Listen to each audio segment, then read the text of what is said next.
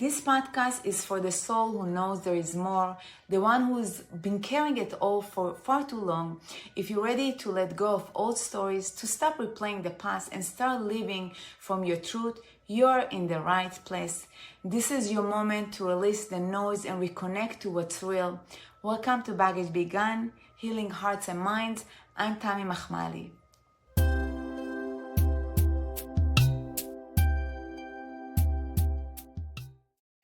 Hello everyone, welcome to Baggage Begun, Healing Hearts and Minds. I'm so excited to introduce our guest, Candace McKim. She's a yoga teacher, talk therapist, a wonderful TEDx speaker. What I love about her is that she works with the chakra healings and energy work, and she brings such a beautiful mix of ancient wisdom and modern tools. And I can't wait to start with her today. Hi, Candace. Hi, thank you so much for having me, Tammy. I'm really excited to be here. Me too. Thank you so much. So let's start by you telling everyone about yourself. What brought you into all these beautiful spiritual paths like the yoga, the talk therapy, the chakras? I can't wait to hear all about you. Yeah, a lot of people that that speak on this topic had a big awakening. They often have gone through something in their life, or maybe some trauma, some health issues, or something that woke them up. That wasn't my case. For me, I kind of started at a very, very young age, just being aware of energies, of masculine, feminine energies, knowing a little bit about duality. And then when I was 12 years old, my parents were self-employed and they had three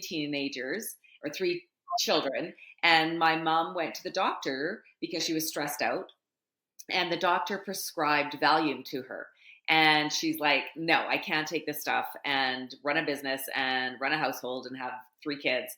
And so she had heard about meditation. So she took our entire family to learn how to meditate. And it just started my process. At 12 years old, I started at the time we went every Thursday night to go meditate. But it started my daily meditation practice. And it just guided me along the path. Then I became a social worker. I have a degree in social work. And then I became a yoga therapist and a chakra therapist. And it just guided me on my path up until now.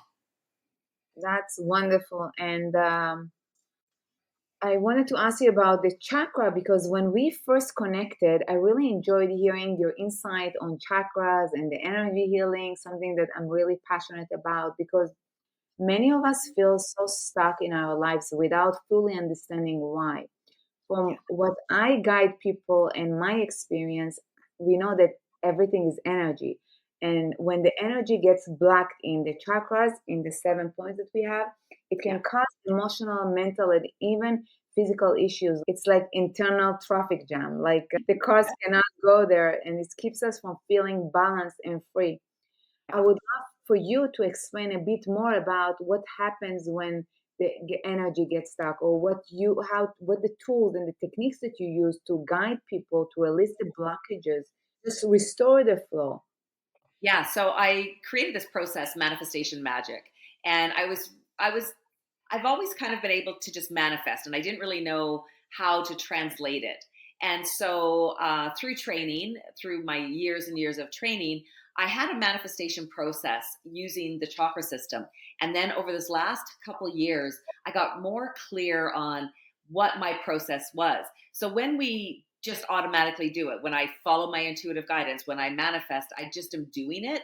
And it took me a little bit to kind of break it down and to be able to teach it exactly how I do it. So that's what I've been doing, is taking the manifestation process through the chakra system and then bringing in my own, little nuances that make it different on how I manifest.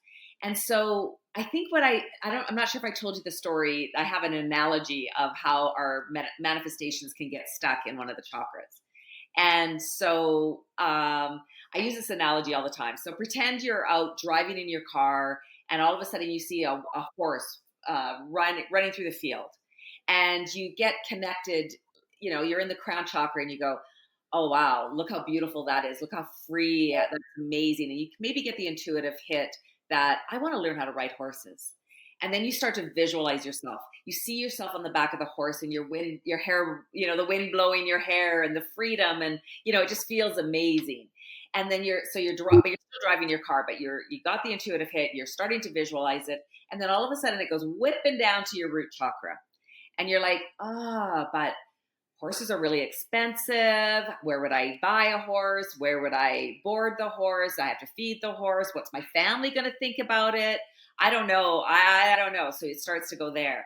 And then you go up to the heart chakra and you go, oh, but that connection, that relationship with a horse would just be amazing. That love and, working with horse energy would be incredible.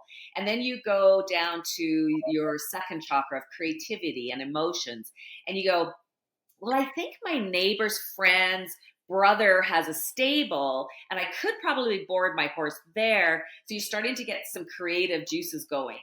And then you go to the third chakra, fear, and you go, those horses are really big. They're really big. And I know people who have fallen off horses and I don't know, I'm kind of scared. And then you go into the relationships and, oh, I would love it. And then eventually you start to talk about it. You go home and you go, I think I'm going to learn how to ride horses. I'm going to learn how to ride a horse. I'm going to buy a horse and learn how to ride. But you can see how it's flown through each of the chakras. One decision. All you're doing is making one decision.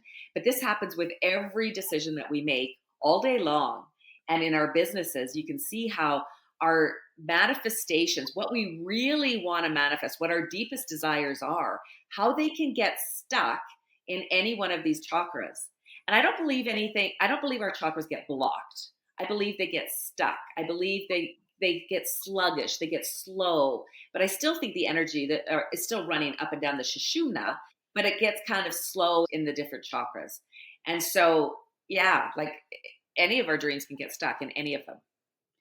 I agree with you. When we say stuck, we mean they're slow because, as you probably witnessed, the moment we guide people to release this sluggishness, like you said, or the stuckness, all of a sudden they start running. They go through the chakra of the fear, but it's really quick. Oh, that's fear coming up. Okay, but then they jump to the heart really quick, and Yeah. so they're actually moving to do what the magic that you notice through taking them through this process that they can manifest without so much fear and have more faith actually in themselves. Yeah, it actually feels like magic. Most people, the second they sign up, even just to book a clarity call with me, which is like a sales call to hear about my program, often things start to shift right away. And it feels like magic. And my marketing person said, well, what is that happening?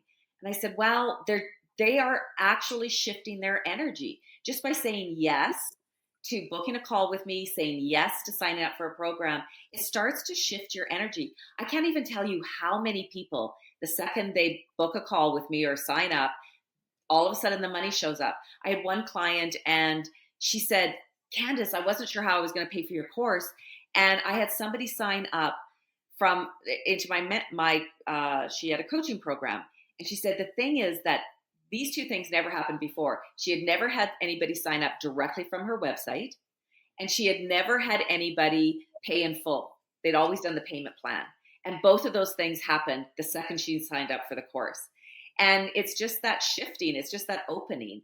And the other thing is that we have patterns, right? So when I'm saying your manifestations are getting stuck in one of the chakras, it's a pattern. It's not just this manifestation. It becomes a pattern that you can see over and over and over again. So once you realize that, oh, my manifestations consistently get stuck in my root chakra, or they consistently get stuck in the heart, or wherever they consistently get stuck, then you can use the process, the manifestation magic process, over and over and over again to manifest and to get it what it is that you want. So maybe we need to go backwards a little bit to the people who don't know what chakra means. Maybe Yeah. we help them with it because I love your story, especially about the horse. I could see the horse, like the Yeah. way for me was always the horse was connected to the handsome guy. For me, I always had this gorgeous guy. I'm talking about before I got married. Of course, now if you guys listening, I'm married for 30 years and I really love my husband, but from the very young age, for me, when I was making these decisions. Now you brought the beautiful white horse, I'm imagining. I will always imagining it with a guy because then it's going to be more incentives for me. And, you know, so as you were telling the story, I was like, oh my God, that's such a beautiful analogy that you brought in here. Because if we all think about it, it's the same way like when we do before dates. I work with a lot of singles. So when I tell them the story about the guy that was about to knock on this girl on the new date on someone's door before he was dating her, she invited him. Of course, it was before COVID. There were no apps back then. Yeah. I mean, there were so many apps. And before he even knocked on her door, he's like, oh, wait, it's going to be so expensive. I'm not ready. She didn't even open the door. That's where we dive into I don't think it's gonna work. You know, she's from Ireland, I'm from Israel. Maybe it's not gonna work for us. Maybe we shouldn't do that. Before he even knocks on the door, he leaves.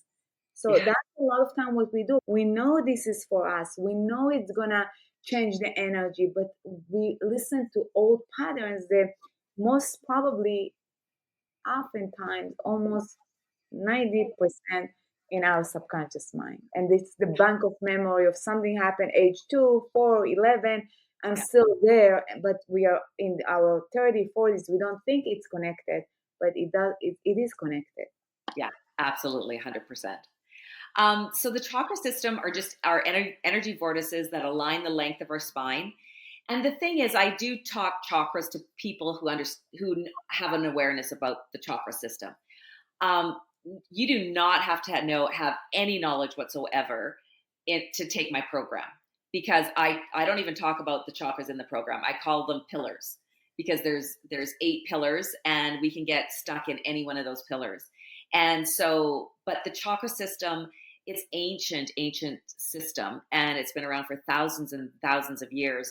And it's energy that runs up and down us. And there's 7 main chakras that we deal with in yoga, and that's the system that I'm using, that I'm talking about. Do you want me to briefly talk what each one is?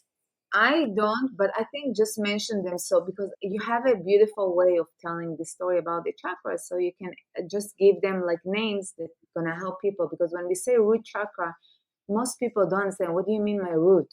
So there is a reason it's our root. It's what keep us grounded. So whatever, if you want, just briefly.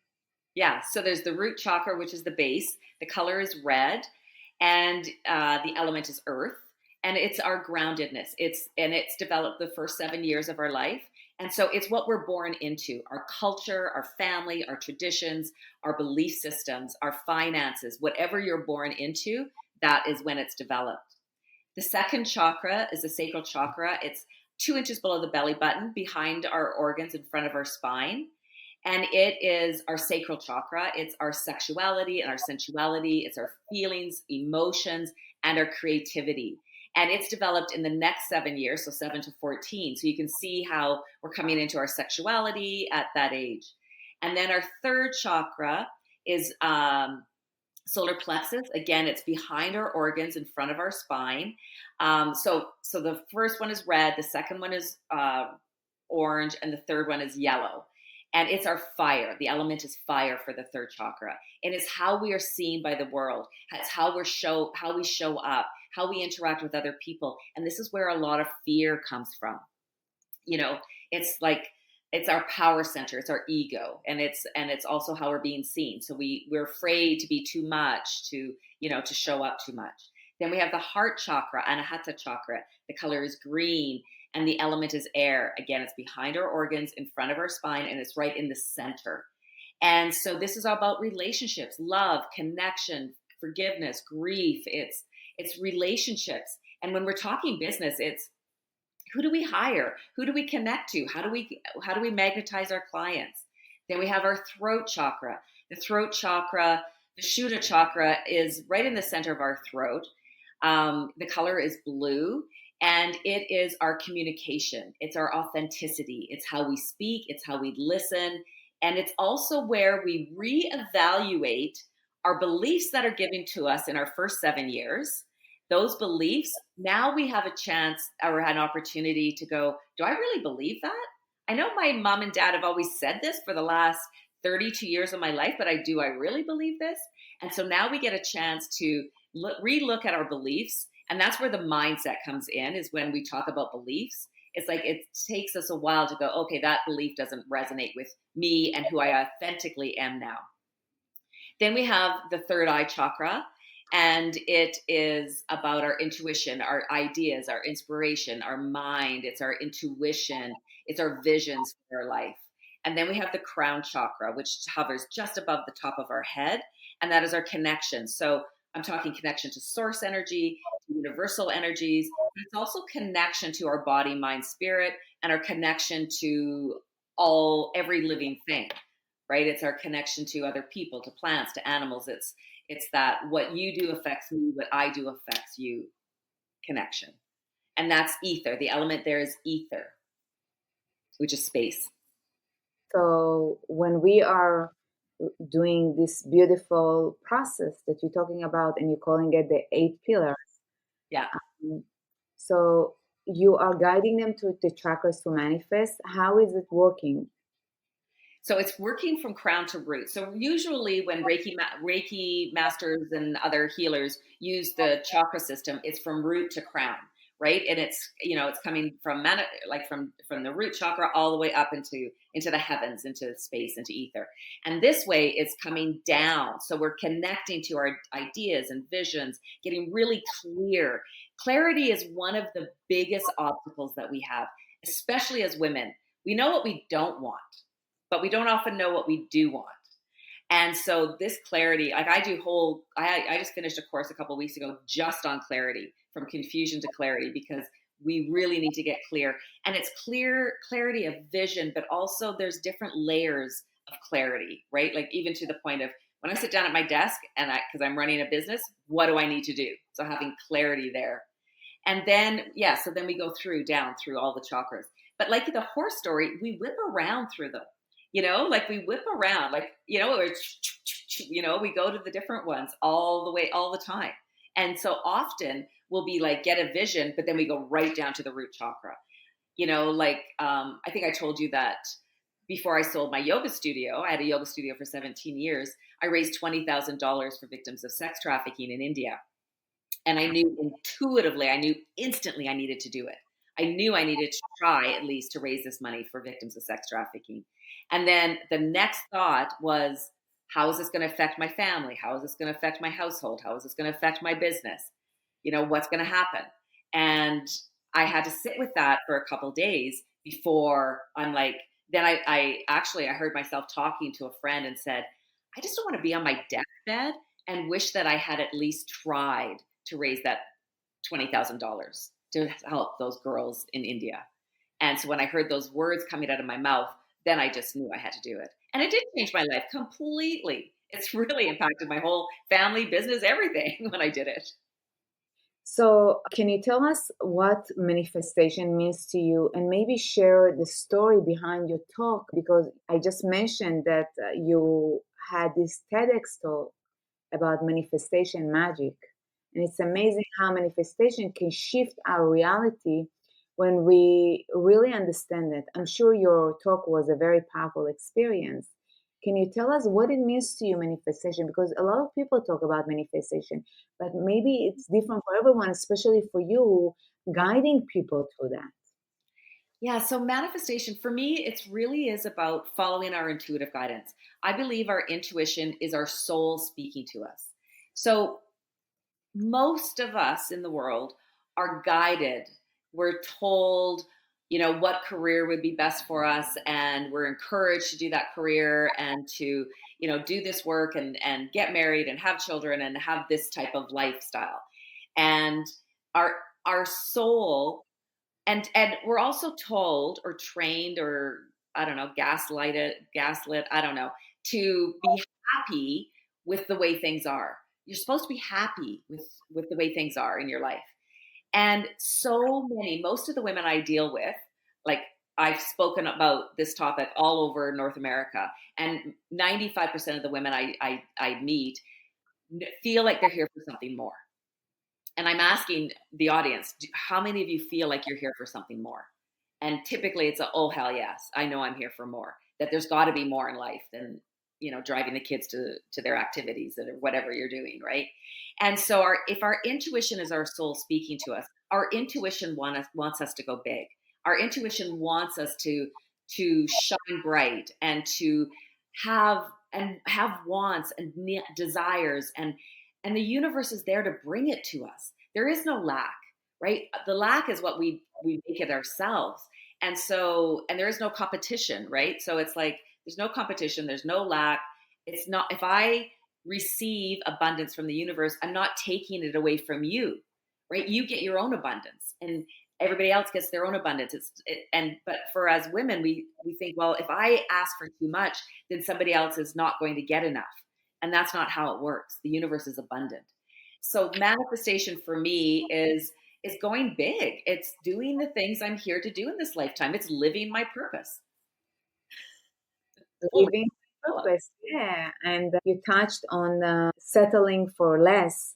I think it was old school. Now, even though we have, maybe sometimes we go back there, all of us want more, the settling, it's the comfort zone. And I'm glad that you touched on it, because the more we ask, the more we believe we allow to receive. We allow ourselves to choose to receive by breaking the old patterns, the more is possible for us. I don't want to say it's our job, but I think it's our responsibility to understand that I'm allowed.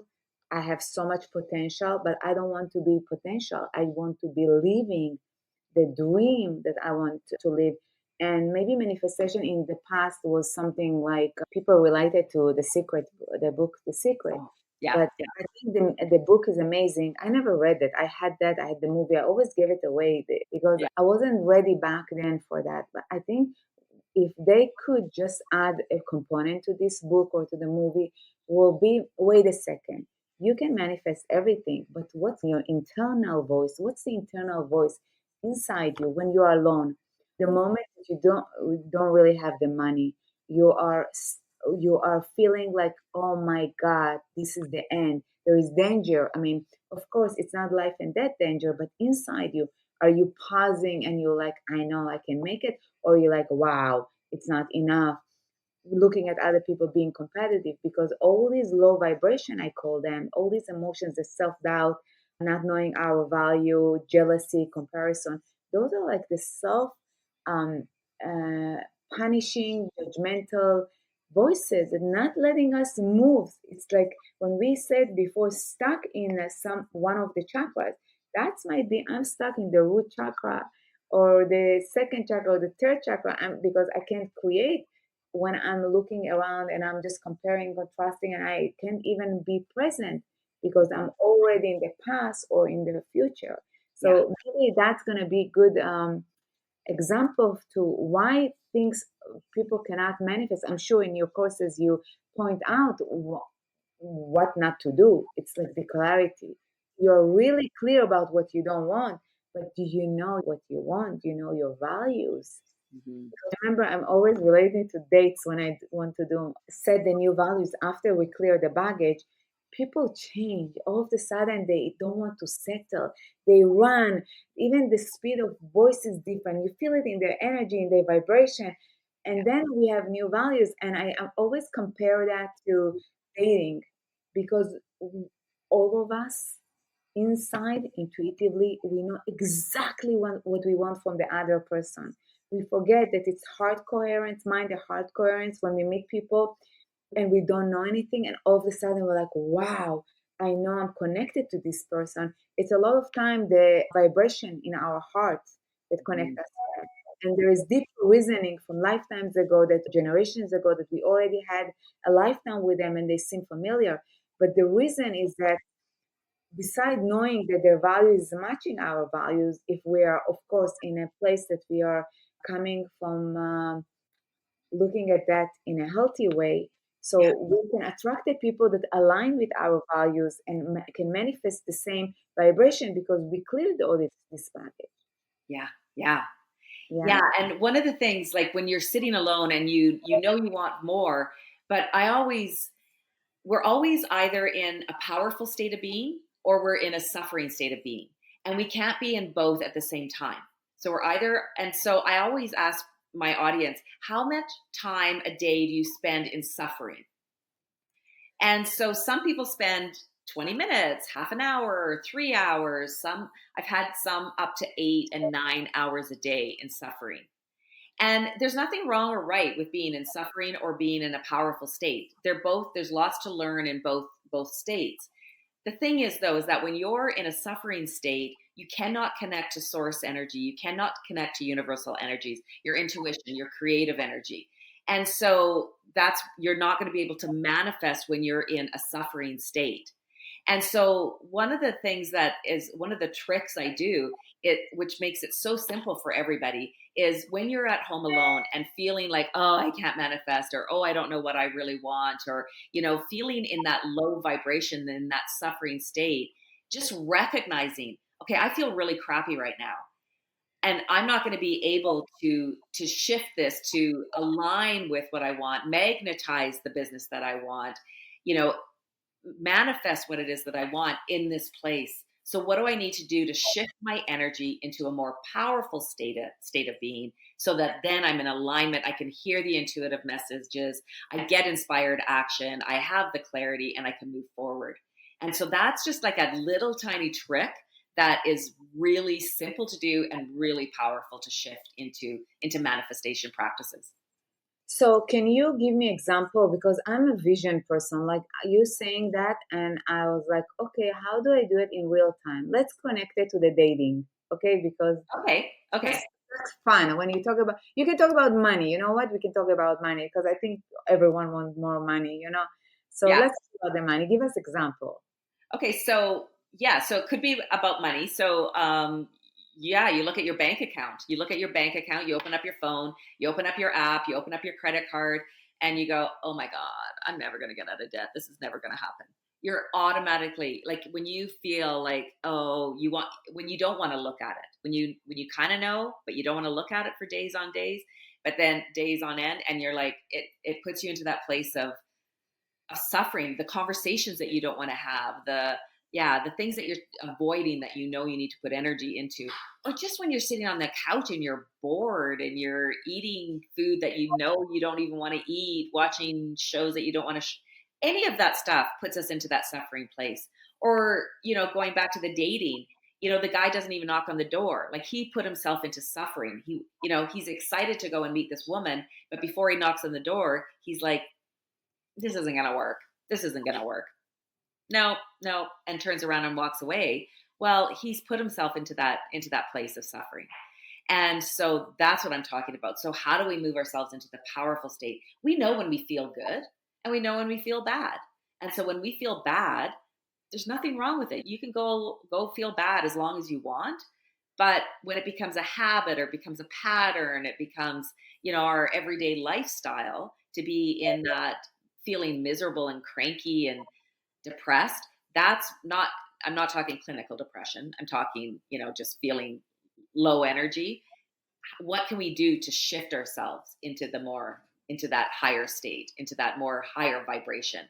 And it's music, it's talking with people, it's dancing, it's getting out in nature, going for a walk, it's journaling, it's all of the things that make you feel alive and make you feel happy. So it's basically the awareness to train ourselves that the feelings are just okay, bad, good. I mean, we talk about negative, or learning how to master our emotions, because the emotions that are negative or positive, they're just going to come in and out, just to learn how to master our emotions, because we can choose every moment differently. Yeah. It's training like any other training. Yeah. It feels like so amazing to do this work with you. I'm excited. I forget sometimes that it's my podcast, and I'm like, oh my God, I want to take your course right now and learn more about that, because there is always more and more. And do you also work with different energy elements like the earth, water, and fire? Yeah. Okay. I work definitely with the elements, because each of the chakras, a lot of modalities are based in the elements. So earth, air, fire, water, and ether are the 5 that we deal with in yoga, but they also relate to the chakra system. And a lot of modalities are based in elements. And I always recommend an altar. Like I have an altar on my desk. I have altars around my home, and I always put in the 5 elements. So earth, so I'll put a rock in, or a stick, or a plant, or some flowers. Air, I'll put in a feather, some incense. Water, I'll put a seashell or a bowl, represents water. And the last one, fire. Well, obviously, Candle. I put candles. yeah, of course, a candle.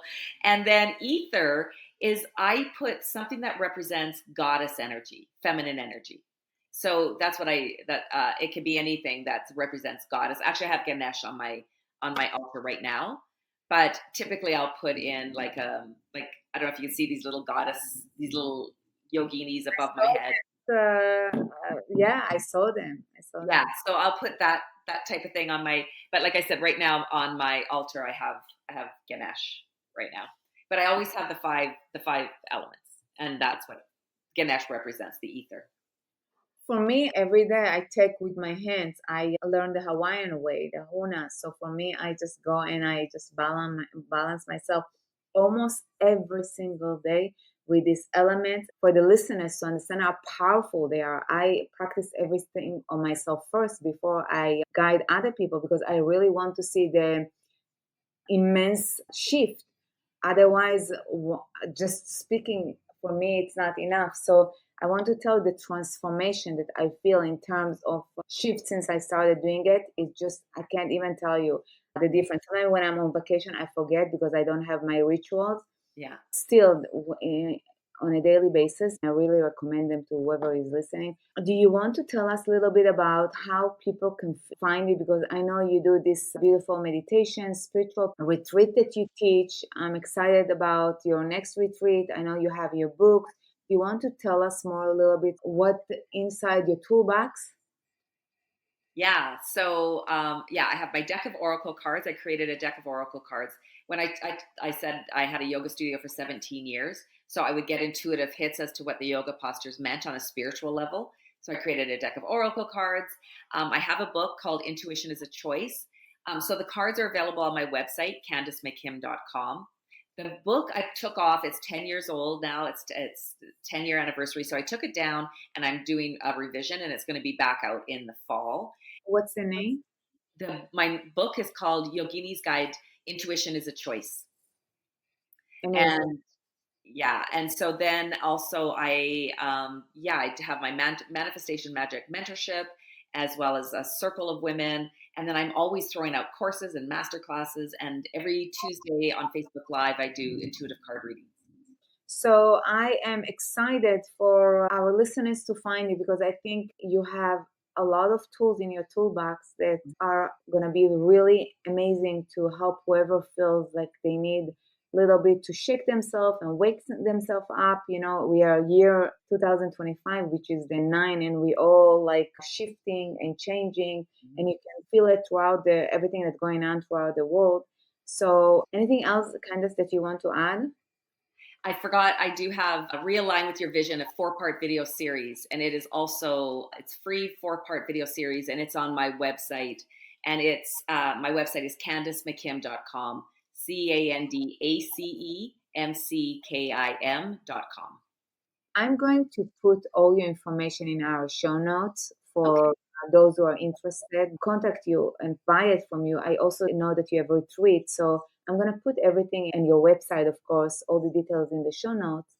And before we finish, I want to thank you so much for sharing your wisdom, all these stories openly. And I know our listeners will really get so much out of it. Thank you so much for your beautiful energy. And thank you again for joining us. Thank you for having me. This is amazing. I am excited to see what's more possible for us. If you're curious and want to dive deeper, you are in the right space. I ask you to look within for all the things that you want to do, be, and have. Join me at the Baggage Begun Healing Hearts and Minds podcast with new episodes every Wednesday as we discover the path towards healing and transformation.